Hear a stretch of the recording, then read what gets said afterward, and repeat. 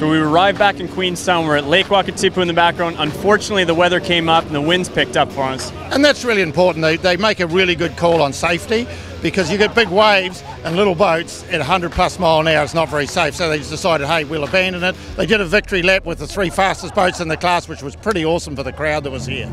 Yeah, they still put on a really good show for everyone. But hey, how about the racing this week? You know, UIM won crown to NZ won. It's a little bit fitting, maybe. Yeah, and he's won a lot of races here. He does a lot of boating. John's extremely good in the New Zealand conditions. His boat's well set up. He's got a boat that he's campaigned a lot. He knows the boat, and the weather has been suitable for him, because the rivers have been quite high on a 23-foot boat. But it's challenging, like today, down the Dart, he shone out pretty good. Hey, Regan was pushing hard, but he was pretty good. Yeah, look, we had the fastest overall time, obviously, so that made us winners. But look, it's been a tough week for lots of people, for lots of reasons. So great to have the ITM event done, and it's a shame the lake's roughed up for us. But congratulations to everyone. We're here, which is great. It's been a bit of a trying week, but we definitely come out guns blazing this time for the end of the week, and gave it a good nudge and put some good pressure on John. Hats off to John. He actually pushed pretty hard as well, so he didn't conserve his lead. He went for it as well.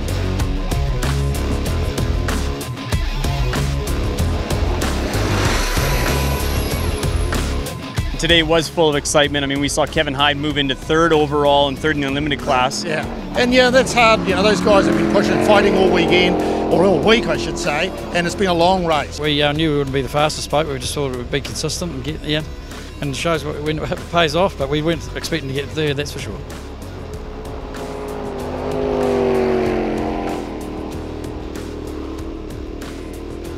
Justin Hill taking the A class overall 20 years after his old man took it, Michael Hill. So to repeat that this year, it's probably the first ever father and son to do it, so stoked. How does it make you feel, Michael? Really proud. Like, it's been a really good team effort. He's done his part admirably. He's just driven that boat so bloody well. And coming into today, Mark Agnew only had about a 20-second head start over the CX boat right behind him. But unfortunately, Nick Sullivan ran aground, and that gave Mark Agnew a real... Yeah, and I told you Mark Agnew would do a good job, because he comes from here and does a lot of boating, and he's a cool-headed guy, and he has done a lot of boating over the years. And in the FX class, we've been talking about Greg Simpson all week, but it's in fact Greg Wilson who posted a faster time. Yeah, and Greg Wilson ended up with penalty times, but the way the system works, it's who actually has the fastest time at the end, and that actually has ended up with Greg Wilson. Great. Very, very.